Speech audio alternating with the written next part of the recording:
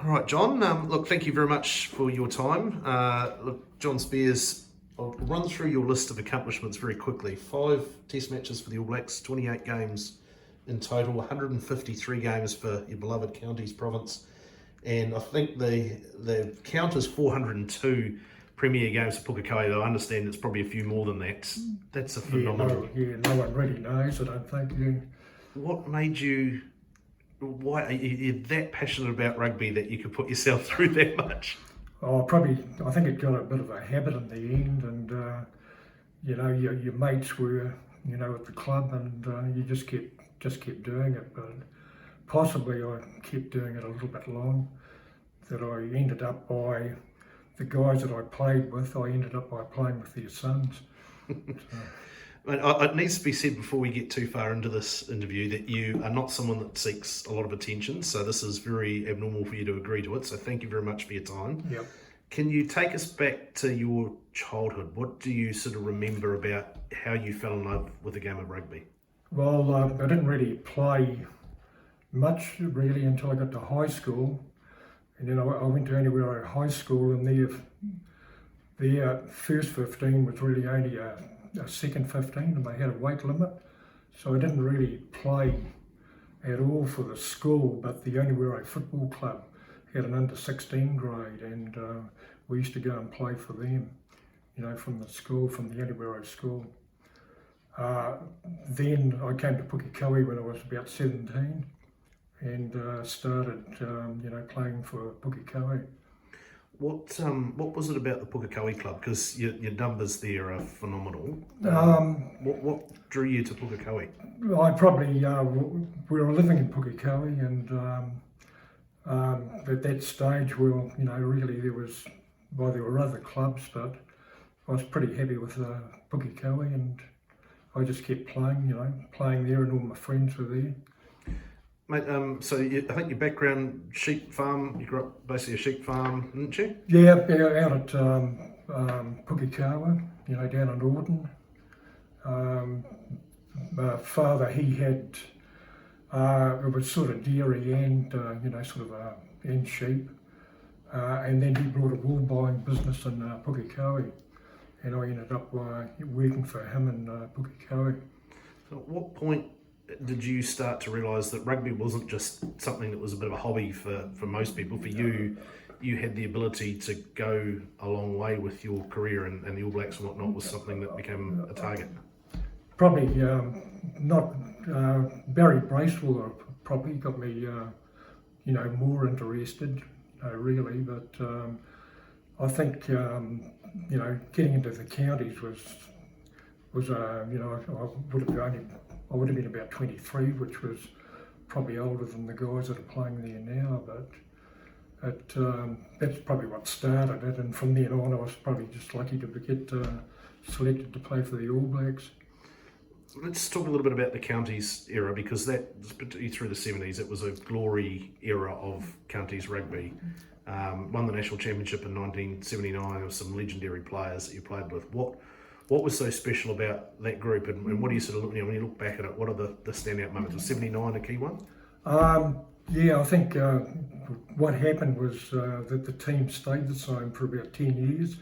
There wasn't a lot of new ones coming in, and it was like more of a club feeling than it was for like a rep team. And I think really it was just that we all got on so good, together really. 1976, I think you made the All Blacks for the first time for a tour. I know you didn't play Test on that particular tour, but you made the team for the first time. Just talk us through when you found out, how you found out that you'd made the All Blacks, and what did that feel like? Well, no, it was quite funny really, because Joel and I were driving to Papakura to look at a Skyline garage, and we actually heard it on the radio, and I thought, I think they must have made a mistake.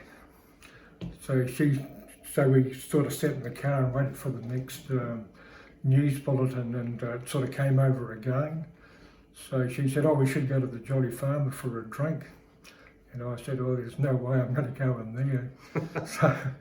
But, it was a great feeling, yeah. what was the experience like? So obviously that first tour, I think, it was players that hadn't gone to South Africa from in the previous tour. Yeah, is that correct? Yeah, they basically picked two teams that year. So the team that went to Argentina was totally different to the team that came back from South Africa. So by 1979, you made your Test debut, and you played 5 Test matches, all of them away from home. I mean, give us your thoughts on your Test debut and those games that you did play and what that meant to you.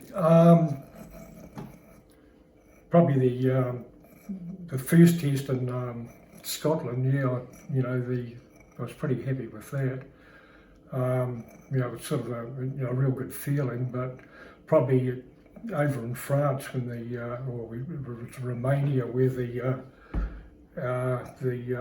county sort of front row played together, was probably one of the best times as far as the a Test match went. Yeah. So obviously we're talking Rod Cattell's, Andy Dalton, and yourself, all black front row. Yep. Again, that sort of famous. Are you guys still close now? You keep in touch with those guys? I see Rod every now and again. Haven't seen Andy for quite a while, but a lot of them are. They're all spread out a bit now too. I mean, people say you obviously made your All Black debut quite late at an older age. Did you? A lot of people don't appreciate it. I think you talk to All Blacks nowadays, and it all comes too easy and too quick. You had to work really hard to get that opportunity, and did that mean more to you think when you look back at it? Yeah, I think it was about 29. I think I'm around about there. I think. But then I lied about my age for a few years, and I sort of forgot a bit. How old I was.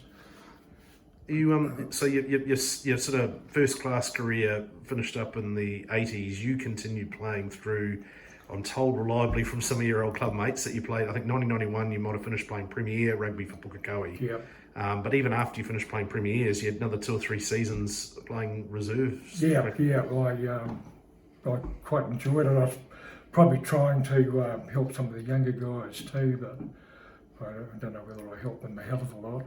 But then the rules changed a bit with the lifting and the line-outs and all that. That had only just come in, when I was finishing. But since then, you've had some health battles. Do you want to just, in your words, sort of explain what you have been through, and maybe just the support you've had? Jules always been there right through your life and experienced all these things with you. Yep. I sort of started losing a little bit of weight about 14 years ago, and didn't really do much about it. And Joel sent me to the doctor, and I probably hadn't been for about 20 years. And he sort of checked me over and sent me off for a blood test. And the next day he rang and he said, "Oh, you better come down and see me." And so I went down and saw him, and he said, "Oh, I've got bad news for you. You've got leukemia," he said, "but you're lucky," he said, "you've got the best leukemia you can get. It's CML, and they can sort of control it." So that was probably the start, of my health sort of decline a wee bit. But so they put me on a trial with some drugs, and one of the side effects was it could sort of block your veins up a little bit, which probably is what's really happened with my 2 amputations. But everything's sort of pretty good now. I'm getting around on that.